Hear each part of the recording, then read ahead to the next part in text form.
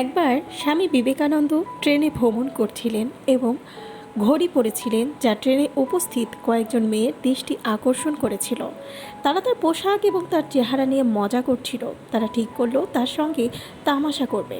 মেয়েটা তার সেই ঘড়িটি চেয়েছিলেন এবং তিনি যদি না দেন তাহলে তারা পুলিশকে জানাবে যে তিনি তাদের হয়রানি করেছেন, এই বলে অভিযোগ করবে।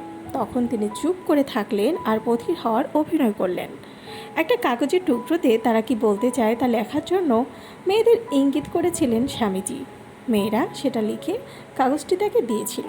কিছুক্ষণ পর তিনি পুলিশকে ডেকে বললেন যে আমার আপনার কাছে অভিযোগ করার দরকার আছে। আরও একটি গল্প।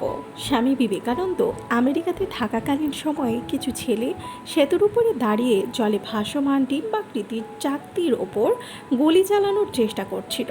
তারা প্রায় প্রতিটি চেষ্টাতেই ব্যর্থ হয়েছিল।